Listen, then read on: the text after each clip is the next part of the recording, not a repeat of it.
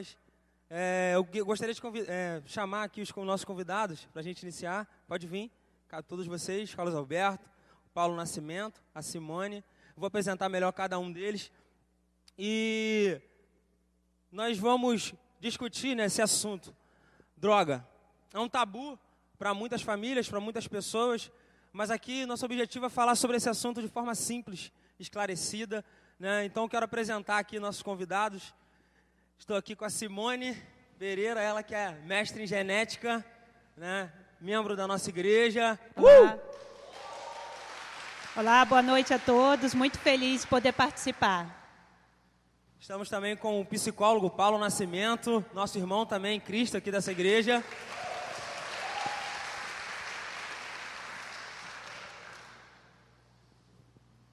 E completando a nossa bancada aqui, o terapeuta Carlos Alberto. Ele que é terapeuta em dependência química e terapeuta em família.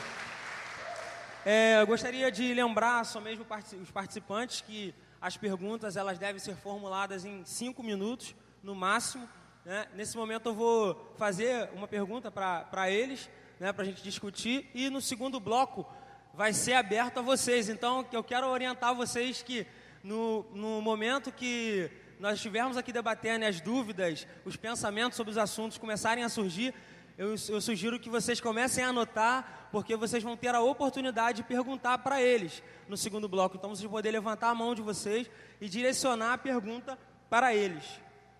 Vamos ver aqui quem vai iniciar.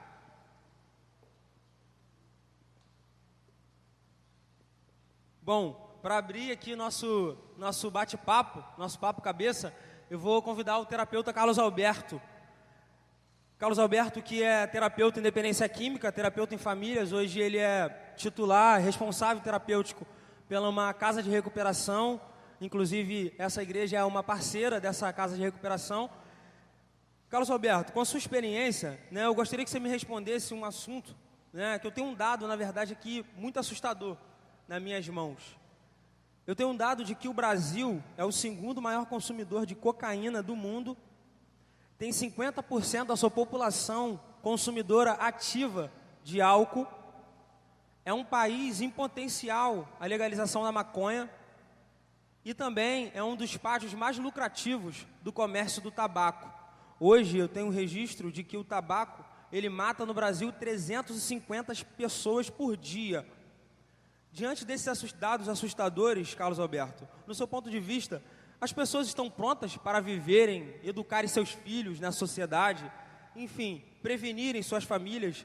O que aconteceu com a sociedade? Bom, boa noite, família.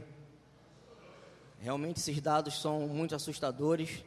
Dentro desses 50% dos usuários de álcool que existe no nosso país, 17% deles são total dependentes do álcool. Não somente usuários, né, já adquiriram a doença, a dependência química. E é bom relatar que o nosso país, ele, como você mesmo falou, Everton, é o segundo maior país no mundo consumidor de cocaína e derivados de cocaína, mas pela população. Porque se a população ela fosse maior, como a dos Estados Unidos, a população dos Estados Unidos é, se eu não me engano, 300 milhões de habitantes, e o Brasil é 190 milhões. Eu vejo que a sociedade e a família, ela se perdeu um pouco na criação dos seus filhos, na criação dos seus entes queridos, devido do século que nós vivemos. A demanda de atividades, a demanda de coisas para fazer, acabamos colocando os nossos filhos na creche, na escola, achando que a escola tem o poder de educar os nossos filhos e não a família. Dentro da legalização da maconha, eu vejo que é o maior erro que o Brasil pode estar fazendo, vai cometer, se assim acontecer. Nós temos aí alguns países que já adotaram essa medida de legalização, e se eu não me engano, o último país agora foi o Uruguai, e o Portugal foi um dos primeiros países, né? E a Holanda também adotou essa medida, e hoje a Holanda grita em relação ao consumo desacelerado da maconha e os devidos fins que ela dá, principalmente aos jovens. Nós sabemos aí que a pessoa que inicia o uso de maconha, ela não inicia com 25, com 30 anos de idade. Ela sempre inicia com 15, 16. Hoje a média é de 14 anos, se você vê nas estatísticas. Então o cérebro da pessoa, desse adolescente, vamos dizer assim, ainda falta muita coisa para ser formada. Então quantas pessoas, quantos homens nós vamos ter imaturos nas decisões como marido, como filho, como cidadão, se a maconha for liberada? E também vejo no seguinte aspecto: o cigarro hoje, o tabaco no Brasil, ele é liberado. Sim, é uma droga estimulante, a qual muitas pessoas são dependentes, a qual 350 pessoas morrem por dia. Mas o intuito da legalização da maconha é combater o tráfico, né? Reprimir o tráfico de drogas e assim identificar maior os dependentes para poder tratar. O tabaco no Brasil, 30% é legal e 70% é através do contrabando, vem através do Uruguai, da Bolívia. Se legalizar a maconha, vai ser da mesma forma, vai parar de ser tráfico e vai passar a ser contrabando. Então eu vejo que a sociedade e a família tem que estar consciente na conversa, no diálogo com seus filhos dentro de casa. É o meu ponto de vista. Muito obrigado. Ainda nesse assunto de família, eu vou pedir que o Paulo Nascimento, né, ele partilhe também desse assunto sobre família. De que maneira a família deve orientar seus filhos diante desse tempo, né, de modernidade, de exposição às mídias, às redes sociais, diante desses dados alarmantes também que a gente acabou de ouvir. Com o que a família, como que a família desse tempo ele pode fazer para educar de forma saudável seus filhos? Primeiramente, boa noite, família. Everton, eu vejo que é uma questão assim comportamental, né? A palavra do Senhor, ela fala assim que em Isaías 54, o versículo eu não me recordo, ela fala assim que todos os seus filhos seriam discípulos do Senhor.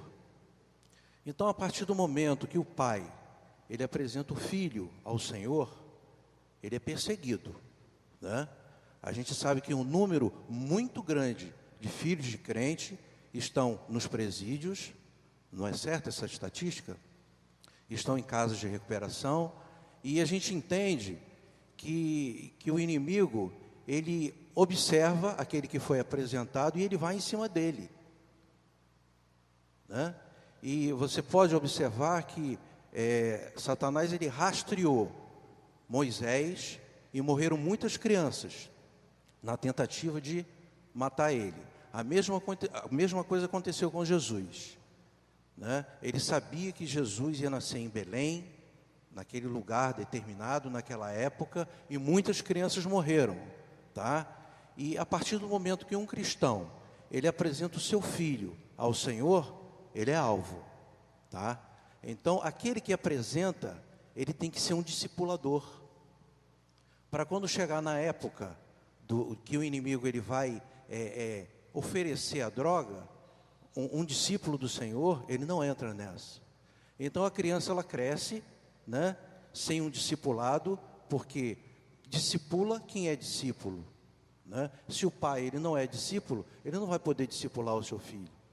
Então o traficante, ele chega na hora determinada e arrasta para ajudar. Mas só para complementar, mas diante dessa situação, né, do uso de drogas, nós temos aí consequências espirituais, consequências sociais e consequências também comportamentais, como você deixou aí bem claro. Eu gostaria de saber, na verdade, se as famílias, Paulo, elas buscam esse conhecimento devido para conversar sobre droga, porque me parece um assunto um pouco específico. E eu também fui adolescente, fui criança, e na verdade, com os meus pais, né, eles também me orientaram, falaram sobre drogas, mas eu tenho a sensação de que esse assunto sobre droga, diga não às drogas, ou drogas não, blá, eu acho que isso é pouco. O que você tem a dizer sobre isso? Olha, Deus, ele criou o homem, e o homem é o ser mais observador da face da terra. Isso daí é questão comportamental. Não existe nada que observe mais do que o homem, tá? E a fase que o homem observa mais é a partir do momento que nasce. Tá? A criança, ela observa desde o momento que nasce. Aí 3, 4, 5 anos, entra o tempo da puberdade, termina a puberdade, começa a adolescência, aí vem a fase adulta. Então, a idade adequada para conversar sobre esse assunto para você, qual a idade? Aí que está a questão, o problema. Tá? A criança, ela é observadora. A criança, ela observa, ela não atenta muito para o que ela ouve, mas para o que ela vê. Então, infelizmente, tá? A criança, ela fica revoltada, ela é criada na igreja, tá? E ela vê uma certa hipocrisia por parte dos pais. Ontem eu estava no centro de recuperação, eu fiz assim, uma pesquisa rápida com 30 homens, tá? E todos eles foram unânimes. Eles tiveram dificuldades na fase de 12, 13 anos. O traficante chegou nessa época, tá? É bem verdade que a criança, ela é pura. E Satanás, ele não chega com as drogas de início. Ele chega com a pornografia. Ele tira a pureza da criança e depois vem aquela avalanche, né, de problemas, de rebeldia, e aí entra a droga. E a droga, ela não chega de uma forma feia. A droga, ela chega, bem chegada, né? O traficante, ele vem com um palavreado macio, e o jovem, ele não vê o viciado nas sarjetas, ele vê no mundo artístico, né? A gente sabe que os artistas fazem apologia à droga, à música, né? Então, através da música, tudo isso daí é motivo para a criança se deixar levar. Muito obrigado, Paulo, pelo seu esclarecimento. A Simone, que é mestre em genética, que está aqui do meu lado, nossa querida, ela também, eu tenho uma questão aqui na minha mão, Simone, que é um dado desenvolvido pela Universidade de Pequim, na China, onde que os chineses, nessa universidade, eles fizeram uma pesquisa com a população chinesa e eles destacaram para o mundo inteiro, através desse estudo, que 60% das pessoas que se envolvem com drogas e desenvolvem a dependência química são por fatores genéticos, ou seja, hereditariedade. 60% são causas hereditárias e 40% são causas ambientais. E, de acordo com esse dado, Simone, podemos dizer, então, que algumas pessoas que se envolvem com droga e desenvolvem a dependência química não tiveram culpa de adquirir essa doença? Então, deixa eu fazer um esclarecimento antes de responder a sua pergunta especificamente, né? O que é o dependente químico em si, né? É aquela pessoa que teve o contato com a droga e ela perde o controle. E isso varia de pessoa para pessoa. Às vezes, a pessoa, num primeiro contato, ela já desenvolve a dependência química. Às vezes, independe da quantidade a que ela foi exposta, da substância. E, baseado nesses dados, vários estudos estão sendo feitos, foram feitos em diversas partes do mundo, até se chegar a essa conclusão que tem, sim, um fator genético implicado nessa história. E o que seria, você disse aí uma porcentagem de 60% é fator hereditário e 40% é fator ambiental. Qual a diferença disso? O que é um fator hereditário? Você herda isso dos seus pais, isso vem determinado geneticamente. Lá da união do espermatozoide do seu pai com o óvulo da sua mãe, antes mesmo de você pensar em existir, já tinha o que a gente chama de predisposição a se tornar um dependente químico. Isso significa, essa predisposição seria o que a gente chama de predisposição genética, de predisposição hereditária. Você herdou isso no ato da concepção.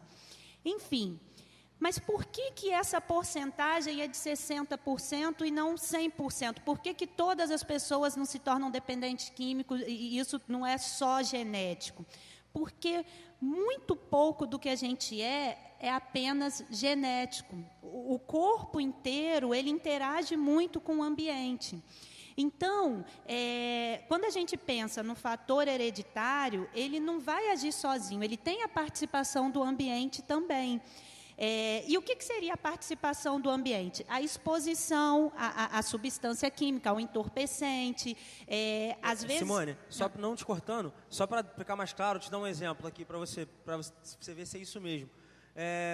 Um pai e uma mãe que não consomem uma substância psicoativa, álcool, tabaco ou qualquer uma outra droga. Mas se na sua família, um avô, um tio, né, isso também é um fator ambiental também que... Um fator genético.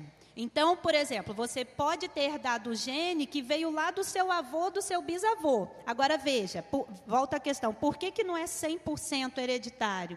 Por que nem todo mundo que tem o gene vai desenvolver a dependência química?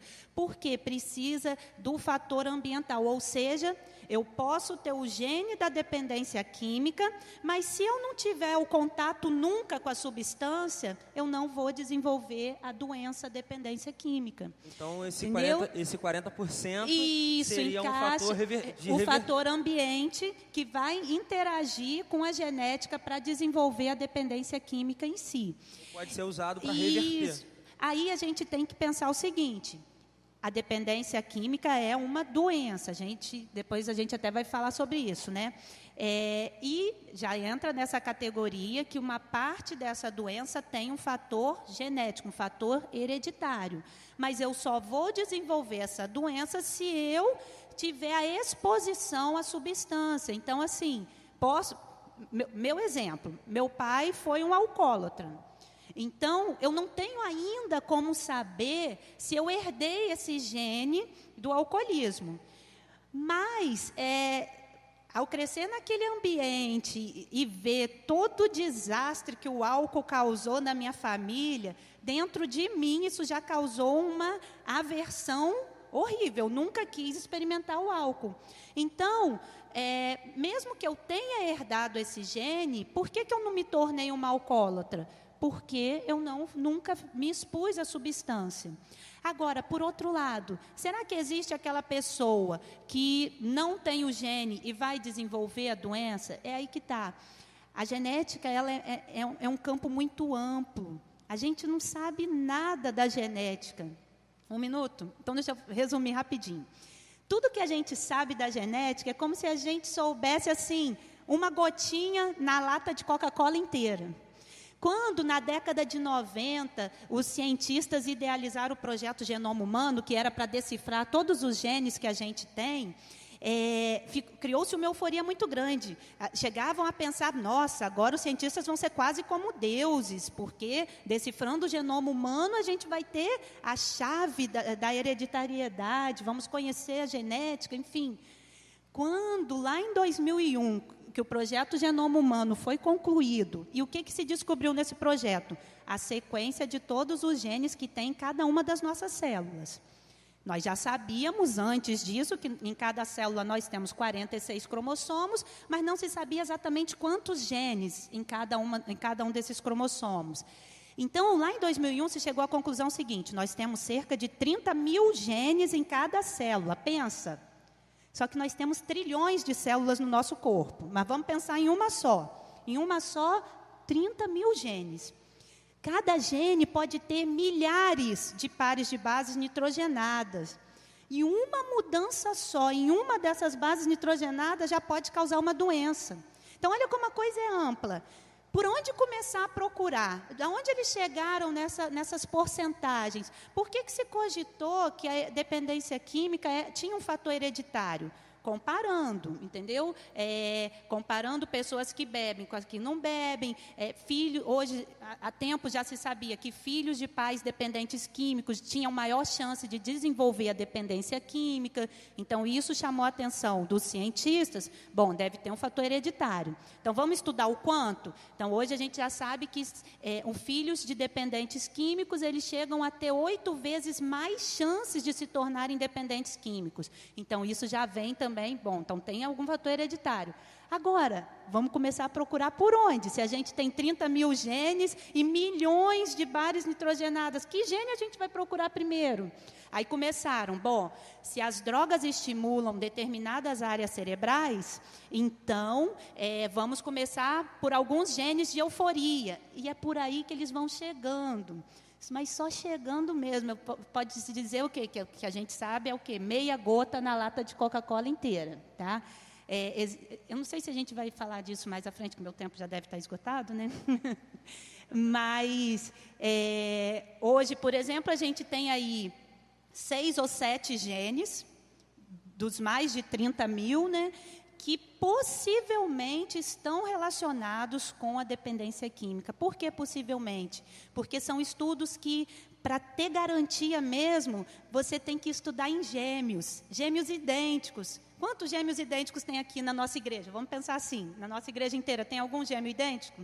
Vamos pensar na nossa escola, tem algum gêmeo idêntico? Então, é difícil você juntar muitos gêmeos idênticos para fazer o estudo. E para ser um estudo consistente, você tem que ter, no mínimo, 200 pares. Muito obrigado, Simone. Realmente, essa questão da genética é uma questão bem polêmica e bem ampla para se entender, mas o fato é que, até agora, 60% é fator hereditário, sim, e 40% são fatores ambientais. É o que a gente consegue começar a entender esse assunto, né? Muito obrigado. Paulo Nascimento, ainda com você agora, eu também tenho um outro dado aqui de uma instituição da nossa confiança, que é a Junta de Missões Nacionais Batista. Ela desenvolve um trabalho na sociedade, não sei se todos conhecem, mas é chamado Cristolândia. É um trabalho com moradores de rua, um trabalho com pessoas em situação de rua e que são portadores da dependência química. Então, eles acolhem aquelas pessoas e tratam a dependência química e ressocializam essas pessoas. Eles divulgaram no site deles que cerca de metade, um pouco mais desse público resgatado, são pessoas que eram membros de uma igreja, faziam parte de um corpo de uma igreja ou eram filhos de pais cristãos.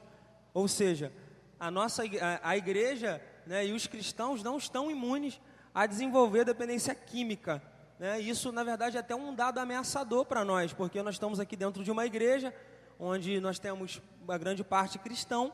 E lá, nesse processo de tratamento da dependência química, o público alcançado, na sua grande maioria, são pessoas que se afastaram da igreja. Eu gostaria de fazer uma pergunta: se as famílias cristãs, elas estão realmente dando a devida atenção a esse assunto?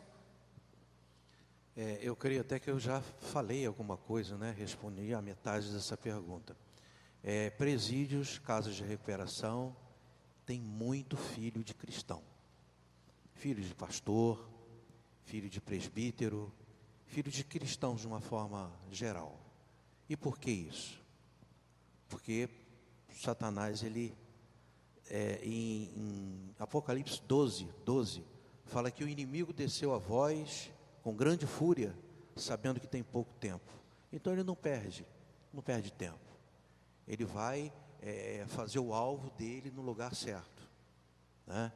E esse é o motivo pelo qual você vê muito cristão, muito filho de cristão nas drogas. Você, então, lembrando, a sua resposta foi que você disse que se o cristão não é um discípulo, logo ele não consegue ser um discipulador. Então, esse seria um caminho para reverter esse quadro percentual de envolvimentos dentro da igreja? Com certeza. A criança, ela tem como pai a referência, né? A criança, ela nasce no ventre da mãe e ela está totalmente ligada à mãe. Numa idade de 3 anos, ela tira o foco da mãe, tá? E ela coloca o foco no pai. Do contrário, ele pode ter um problema, ele pode ser um psicótico, né? Então, ele tira o olhar da mãe e ele começa a enxergar o mundo. E isso através do pai. O pai, ele forma. Ele faz a diferença entre o mundo e o pai, né? Isso, é isso? Isso. Então, uma falha... Ele vai olhar para o pai e ele vai ver no pai o homem mais forte, mais inteligente, mais bonito, né? Ele pode ser feio, mas ele é o mais bonito. E isso daí é algo assim interessante. E eu creio que isso daí aconteceu também com o Senhor Jesus. E eu estava até pensando ontem a respeito disso, que Jesus ele aprendeu a obediência, né? Ele não teve assim poderes especiais. Ele nasceu como um de nós.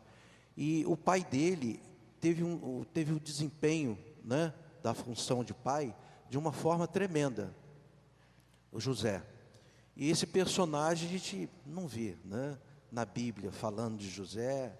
Ele foi simplesmente um pai. E ele discipulou até um certo ponto, né? Jesus ele atingiu a idade da razão e aí ele começou a ouvir a voz de Deus. Então, esse discipulado, ele se limita só ao estudo da palavra ou todo o envolvimento com a sociedade, o máximo de conhecimento, claro, adequado à idade da criança, que o pai ele tem essa obrigação, em parte, de passar para o seu filho? Como a doutora aqui falou, né? Essa questão da criança olhar o pai, né? Ele recebe um legado da parte do pai. Mas existe a questão também, a questão espiritual e a questão comportamental. A questão espiritual a gente sabe que o inimigo ele não perde tempo. E a questão comportamental é que ele vai olhar para o pai, né? O pai vai falar uma coisa e vai viver outra.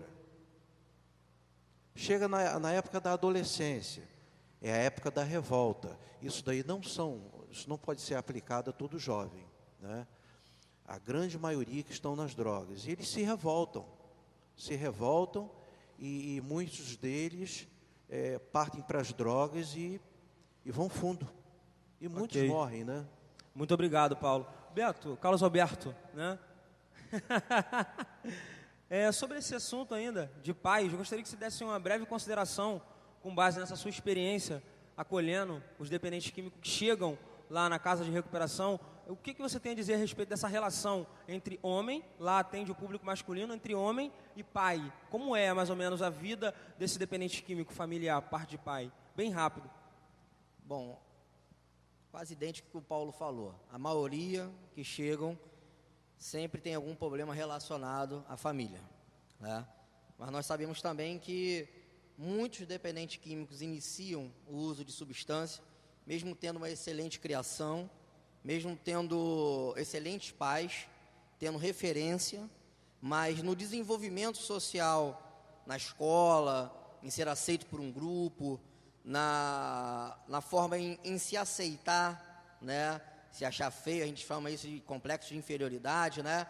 A pessoa tem muita dificuldade e acaba ingerindo certas substâncias para poder alcançar o objetivo dele, ser aceito pelo grupo, conseguir a garotinha que ele está apaixonado, né? Ser visto como alguém legal. Então eu vejo que muitas coisas estão relacionadas à família, correto, mas também muitas coisas estão relacionadas à questão social, a questão dos hábitos que eles aprendem, né, no dia a dia. A problemática da dependência química começa-se muito, como o meu companheiro aqui falou, na convivência entre o pai e o filho, né? Existe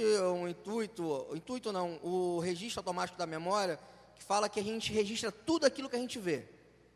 Então, quando a gente registra um ato errado do nosso pai, um ato errado da nossa mãe, ou um ato de um companheiro, pode demorar décadas, mas um dia isso pode vir à tona e vir uma curiosidade e fazer com que nós fossemos experimentar o uso da substância, fazer o uso da substância. E se tivermos o gene, como a doutora falou, acabou. Uma vez o contato com a substância, pode desencadear aí automaticamente, rapidamente, uma dependência. Muito obrigado, Carlos Alberto. Voltando aqui para Simone, para nossa mestre em genética. Simone, nós ouvimos a afirmação, que a dependência química é uma doença, mas eu sinto que ainda tem uma questão cética por trás disso, essa investigação. É doença? Calma aí, mas quais são os efeitos? Os efeitos, a grande maioria, são efeitos sociais, né? E só mesmo aquela pessoa que está próxima do dependente químico, próximo do portador dessa doença, consegue enxergar os outros danos que essa doença causou. Então, com base nessa questão cética da sociedade, esse interesse, eu gostaria de ouvir de você, a dependência química é uma doença incurável? Desculpe, essa afirmação de que a dependência química é uma doença incurável, de ordem progressiva e fatal, essa afirmação é correta? Então, essa afirmação procede. Já há alguns anos, a Organização Mundial de Saúde enquadrou a dependência química dentro do grupo das chamadas doenças crônicas, que é onde está enquadrada a diabetes, a hipertensão. Aí, só para a gente entender, o que é uma doença crônica? A doença crônica é aquela de desenvolvimento lento, de tratamento demorado. Não é uma dengue, que o mosquito pica aqui, você no dia seguinte começa a desenvolver o sintoma e em uma semana você está bom. Isso se chama doença aguda. A doença crônica, não. Ela começa e ela se arrasta por muito tempo e, às vezes, ela acaba sendo uma doença incurável, como a diabetes, por exemplo, mas aí ela pode ter controle. No caso da dependência química, ela foi enquadrada nesse grupo de doença crônica, ou seja, é uma doença que tem um desenvolvimento lento, né? Progressivo. O que significa isso? Que quanto mais a pessoa se expõe, pior ela vai ficando, e fatal se não tiver o tratamento adequado. Porém, ela pode ter controle. Da mesma forma que muita gente hoje convive bem com a diabetes e com a hipertensão, o dependente químico, se ele for bem assistido, se ele for, e aí, é claro, meus colegas aqui podem falar isso muito melhor do que eu, né? A questão da terapia, do apoio familiar, ele pode a doença pode ter um controle. O que não significa que é impossível uma recaída, mas aí já vai de todo o apoio familiar e todo o envolvimento do dependente mesmo. Mas, enfim, voltando à questão da doença. Que tipo de doença, então, é essa? Por que é uma doença? É uma doença que afeta a área cerebral. O cérebro do dependente químico é um cérebro doente. E é uma doença tão complexa e tão difícil de tratar, sabe por quê? Porque qualquer substância química entorpecente, qualquer droga, independente da droga que a gente esteja pensando no momento, álcool, cigarro, cocaína, heroína, enfim, qualquer uma delas, de diferentes maneiras, elas vão atuar na mesma área cerebral, que é uma área responsável por um sistema de recompensa, que a gente chama. Ou seja, é uma área responsável pelo prazer. Aí, o que acontece? Biologicamente, esse sistema relacionado ao prazer, ele é muito importante para a sobrevivência de qualquer ser vivo. Pensa, se fazer sexo fosse ruim, nenhum ser vivo queria fazer. Então, isso poderia comprometer a continuidade da espécie. Por isso que a relação sexual é prazerosa. Se comer fosse ruim, ninguém queria comer mais. Então, a gente ia morrer de fome. Então, essa área cerebral em que a droga atua, em que a droga afeta, é a mesma área cerebral envolvida com as relações prazerosas do dia a dia, que nos mantém vivo. Não tem quando a gente acorda numa manhã friazinha, como estava hoje, nublado, aí você vê aquele raiozinho de sol que apareceu por volta de 9 e pouco, aí você vai lá e fica naquele raio de sol, não vem aquele bem-estar? Todo mundo já percebeu isso alguma vez, né? Ótimo. Você me olhou com uma cara, não é só comigo não. Esse prazerzinho assim que você sente numa manhã fria, quando vai lá para aquele cantinho ensolarado, é o mesmo prazer que um lagarto sente quando ele sai da friagem e vai para o sol. E se ele não tivesse essa sensação de prazer, ele não ia buscar o sol nunca, ele ia morrer de frio. Então, quer dizer, é coisa bem primitiva mesmo, que está muito relacionado com a sobrevivência. Daí vem o problema da doença. Por quê? É uma área que biologicamente funciona bem, e tem que ser preservada porque a gente precisa do prazer para se manter vivo, para manter a espécie, para se manter aquecido, alimentado, enfim. Aí chega a droga, uma substância sintética, que dá uma sensação de prazer muito rápido, porque o efeito é rápido, né? Inalou, injetou, enfim, o prazer é rápido, intenso. E aí o cérebro pensa o seguinte, caramba, mas isso aqui foi muito rápido, isso aqui foi muito bom. O cérebro vai sempre procurar o que gasta menos energia. E a droga é um prazer rápido e que o cérebro não precisou gastar muita energia para manter. Tipo assim, relação sexual gasta energia, você tem que ter uma preparação, você tem que ter todo um metabolismo envolvido, gasta energia, é prazeroso, mas gasta energia. Procurar comida gasta energia. Aí chega a droga, uma substância química, praticar esporte, dá prazer, é bom para o corpo, mas gasta energia. E aí chega uma substância sintética que dá uma sensação prazerosa, rápida, instantânea, mas só que acaba rápido. E aí o que vai acontecer com o cérebro? Não, deixa eu buscar mais isso. Aí começa a questão da dependência. Poxa, beleza, vou procurar de novo. E de novo, e de novo. Só que agora, peraí, um baseado só por dia não está sendo legal. Deixa eu começar com 3. Ah, não, daqui a pouco já está 10. A cocaína, não, só essa vez, beleza. Ah, mas só aquela carreira agora já não dá o mesmo efeito. Deixa eu aumentar. Por quê? Isso se chama neuroadaptação. A sensação é prazerosa, o cérebro vai querer buscar mais. Só que vai havendo toda uma reorganização cerebral, neuronal, né? E aí o cérebro vai estar adaptado já àquela quantidade que era usada. Poxa, mas agora eu não estou tendo a mesma quantidade de prazer. Deixa eu usar um pouco mais. Aí já aumenta o número do baseado, já aumenta a quantidade de cocaína. Ah, não, essa droga já está fraca. Deixa eu pegar uma mais potente. Já vai para uma mais potente. Por quê? Tudo isso é o cérebro se reorganizando. Isso seria um processo inconsciente, então, no caso? Isso. Independe do indivíduo em si. Ele não escolhe isso. Não. E é aí que vem a questão hereditária. No dependente químico, isso é mais acentuado. Porque existem pessoas que realmente conseguem fumar um baseado por semana. Existem aquelas que conseguem usar cocaína e beleza, vai usar depois, daí é um mês. Agora, existe aquele que usou o baseado uma única vez e já se tornou dependente. É aí que vem a questão hereditária. Ele recebeu a carga genética, que ele se expôs um pouquinho só, e agora ele já está totalmente enredado ali naquela questão biológica cerebral.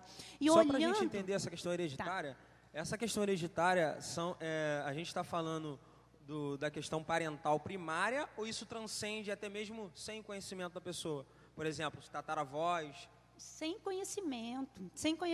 E isso não vem de agora, porque você vê, a droga não é um problema do século XX.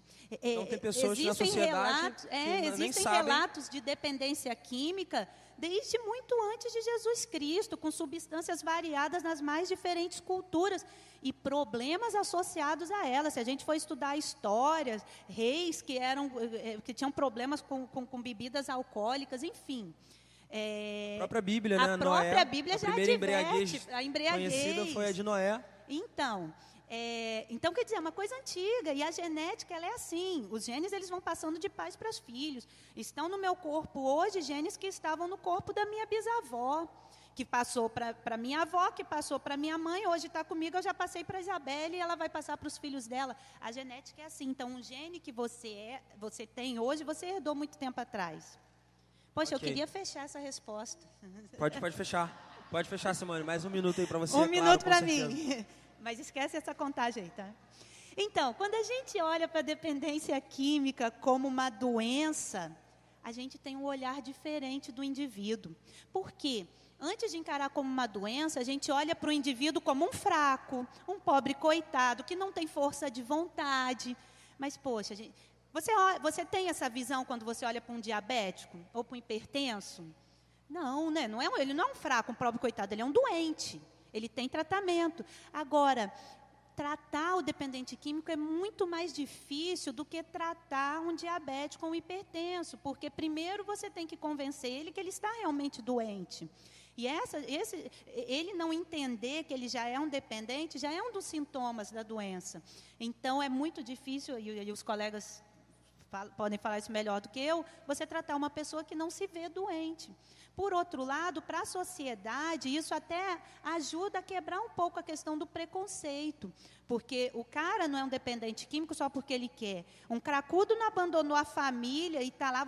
Poxa, uma vez eu fui para a região ali do Jacarezinho, antes da pacificação e tal, eu vi uma mulher grávida que já devia estar com uns 8 meses, vestida de trapos, totalmente, isso era meio-dia. totalmente sob o efeito do entorpecente, sabe? E aí a gente olha para aquela pessoa e vê, poxa, essa pessoa é doente, ela não está aí expondo o filho que está na barriga dela, se prostituindo naquela zona terrível, se não fosse por falta de força de vontade. Muito obrigado, Simone. Eu gostaria de ouvir o Carlos Alberto rapidamente para a gente fechar esse bloco. A Simone começou a falar um assunto que eu quero abordar com você a respeito do preconceito. Quando nós olhamos para um diabético, não olhamos para ele da mesma maneira que olhamos para o dependente químico. Mas eu, como cidadão, eu tenho consciência de que um diabético, na sociedade, não provoca, muitas das vezes, que um dependente químico provoca. Eu queria ouvir de você como o preconceito, ele atrapalha, né, como ele influencia, tanto no tratamento, quanto na ressocialização desse indivíduo. Gostaria que você me respondesse no máximo em 3 minutos para a gente fechar esse bloco. Antes de responder, a questão que a doutora estava falando, eu estava uma vez num congresso na USP e um preletor faltou. E aí o psiquiatra que estava responsável foi à frente, deu a notícia, fulano de tal não veio porque apanhou uma gripe e não conseguiu sair de casa tomando algumas medicações. O que vocês sentiriam se eu falasse para vocês se ele tivesse uma recaída? Ele era um dependente químico e teve uma recaída, por isso que ele não pôde vir. Então, o impacto que a plateia, né, nós estudantes estavam tendo, mesmo sendo estudantes da área, há um preconceito ainda muito existente, né, porque a diabetes, a asma, né, e a dependência química é uma das doenças que mais tem recaída, e o câncer. Não são as 4 doenças que mais existem recaída. Então, quando o diabético, como a doutora falou, corre para o hospital, mesmo tomando a insulina direitinho, e a glicose subiu, o médico o recebe bem. Quando a pressão da pessoa elevou, mesmo ela tomando captopril, a medicação, o médico a recebe bem. Quando a pessoa tem um ataque de asma, bem dizer, mesmo inalando o produto, o medicamento, o médico recebe bem. Mas agora, quando o dependente químico chega no hospital e fala que está tendo uma overdose, porque teve uma recaída, isso, aquilo, ele é rejeitado, ele é colocado de lado. Conheço muitos relatos de pessoas que morreram por médico negligenciar por eles serem dependente químico. Uma outra situação é a questão da ressocialização, como você mesmo falou. Em uma entrevista de emprego, se você relatar lá que você é um dependente químico, com certeza esse empregador não dará o serviço, não dará o trabalho a você. Então a sociedade ainda é muito pequena, está engateando em relação à aceitação da doença dependência química, porque a diabetes não mexe com caráter, não é isso? A diabetes não distorce traços de personalidade, a não ser quando ele esteja no estágio muito avançado e o estado emocional dela esteja bem debilitado. Mas a dependência química mexe. A dependência química faz você roubar, faz você furtar, faz você mentir, faz você manipular. Isso tudo induzido pelo que eu chamo, como a doutora falou, da psicoadaptação à substância. Então você não mede esforços, porque a sua visão é o quê?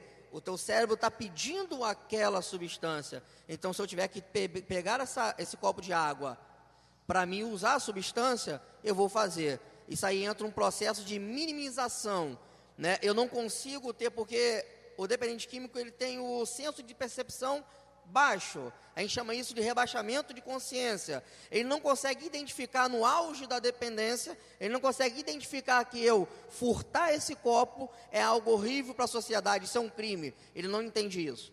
Ele entende que furtar esse copo, ele vai matar e saciar a vontade que ele tem naquele momento, que é a única coisa que ele pensa. Muito obrigado. Então, eu gostaria de chamar o Fabiano aqui, a banda, para a gente encerrar esse bloco. E no segundo bloco, preparem as perguntas de vocês aí. Vocês vão ter essa oportunidade de fazer a pergunta direcionada a quem você quiser. Espero que você esteja gostando. Fabiano.